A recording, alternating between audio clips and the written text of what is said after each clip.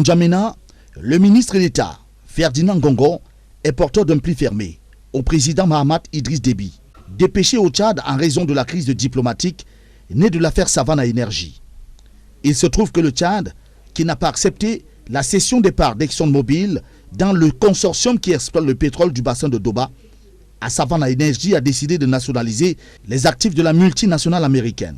Le Tchad n'a donc pas compris que le Cameroun soit le seul pays de la zone CEMAC qui ne le soutienne pas dans ce dossier, car Savannah Énergie a vendu 10% de ses parts à la Société nationale des hydrocarbures du Cameroun, pays où transite le pétrole tchadien pour sa commercialisation. L'État tchadien, en guise de mécontentement, a décidé de rappeler son ambassadeur.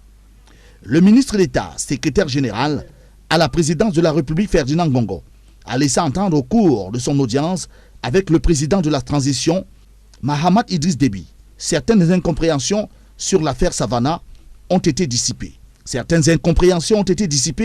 Et qu'il n'y a vraiment aucun nuage dans la relation entre le Cameroun et le Tchad.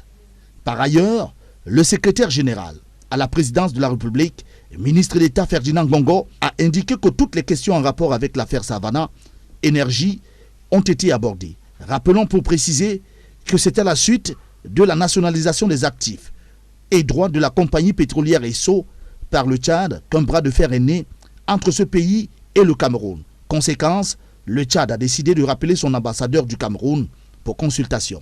La rencontre entre Ferdinand Ngongo, ministre d'État, secrétaire général à la présidence de la République du Cameroun, et le président tchadien, Mahamat Idriss Déby, n'aura duré que 15 minutes. À sa sortie d'audience, l'émissaire de Paul Biya s'est voulu rassurant. Les relations entre le Cameroun et le Tchad sont au beau fixe. Les deux chefs d'État sont disposés à continuer à travailler au renforcement des relations pour le bien-être de leurs États et de leur peuple.